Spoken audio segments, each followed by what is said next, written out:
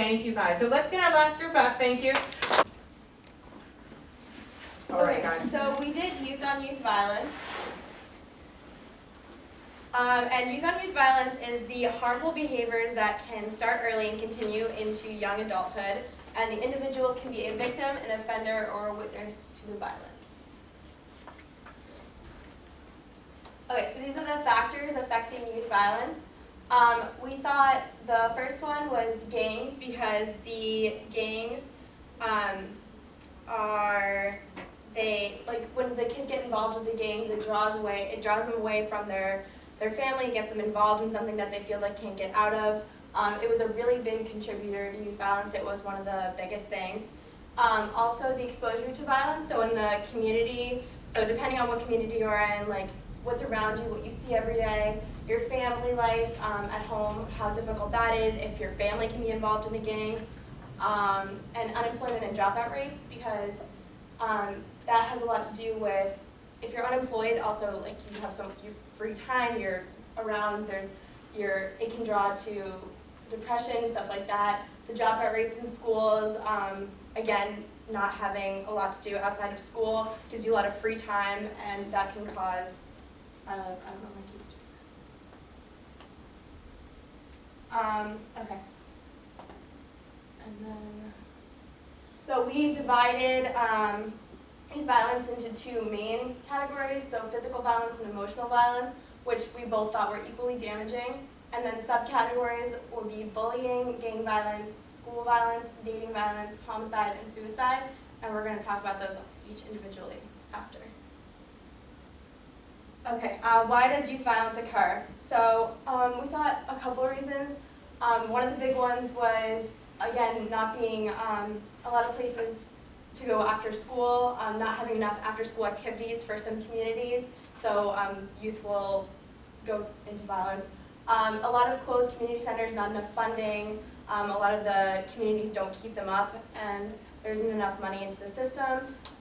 Unstable family, homes, and lives, so what's going on at home. If your family is not supportive of your schoolwork, if they don't see good grades as something to strive for, then there can be a lot of, well, like going into violence and not knowing what to do. Stress from single parents, so a lot of stress was a big part of violence, because stress can lead to violence. I don't know exactly how to describe it, but sorry. Okay.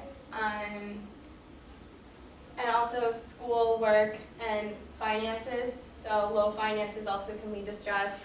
School work can lead to stress, and a lot of things sometimes people don't know what to do, so they just turn to violence.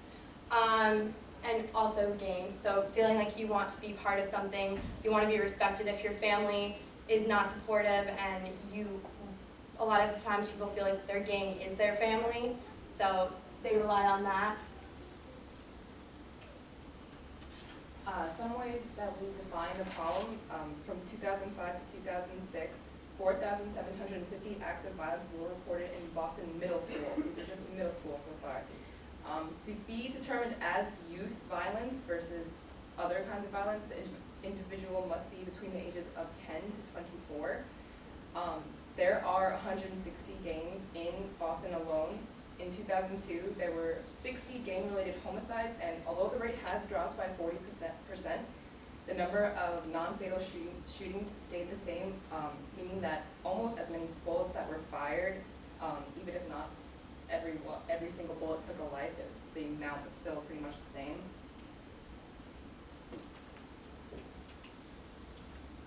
Okay, so youth violence statistics in Boston. Boston is surprisingly only safer than 11% of the cities throughout the United States. Last year, the Center of Disease Control and Prevention did a survey in 43 states, and they were in grades 9 through 12, and 75% said that they had experienced some sort of violence. Grove Hall, which touches upon like Dorchester and parts of Roxbury, they did a survey of 1,050 kids, and 12% said that they rarely feel safe in their neighborhood, and 7% say that they never feel safe. And violence and non-fatal injuries have accumulated approximately $16 million in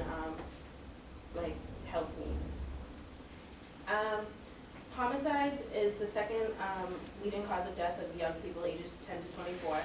In 2009, nationally, over 5,000 10 to 24-year-olds were killed, so that's about 14 kids per day.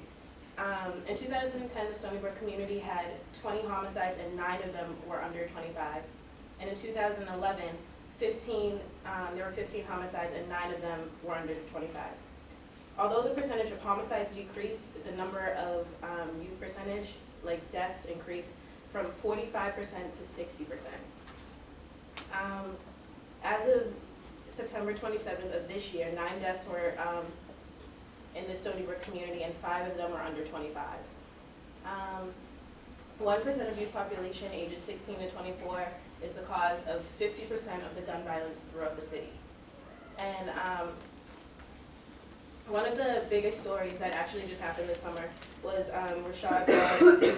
He was stabbed multiple times for stepping on somebody's shoes on a bus. The next category is non-fatal injuries. Non-fatal injuries are defined as physical fights and violent assaults that require emergency assistance. In 2010, over 700,000 youths ages 10 to 24 had been treated by emergency departments for violent assaults. In 2011, 32.8% were in physical fights in the last year or last 12 months prior to the survey. And Grove Hall in their other survey said that 53% reported being shot or shot at, and 41% were stabbed or slashed. Bullying is the next category. The CDC, which is the Center of Crime Control and Prevention, nationally 20.1% were in physical fights on school property, and 8.7% of those victims were in Massachusetts. 16.2% were cyberbullied, and 12.3% of that 16.2% were from Boston. And bullying usually starts in kindergarten, but 90% of 4th to 8th graders have said that they've been bullied. The National School Safety Center says that there's 2.1 bullies and 2.1 billion bullies and 2.7 million bullied.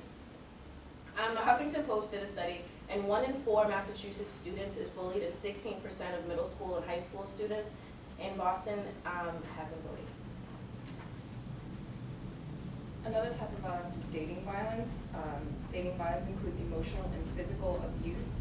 33% of teens have reported that they have been in a violent relationship, with girls disproportionately being the victims.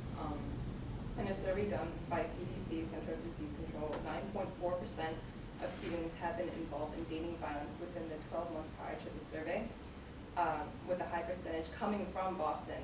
And 8% of those students were forced to have sex. And for a girl, if that's meaning losing virginity, that could be pretty detrimental to her. National survey states that 10 to 40% of teens have been physically abused within a relationship, and 76% emotionally abused. 3 to 11% have been sexually abused. Now, how teen dating violence differs from adult relationship violence is that the girls are usually not financially dependent on the guy, and in most cases there are not children involved, so to provide and protect children is not a stress, and there is a lack of relationship experience, and the influence of peers plays a major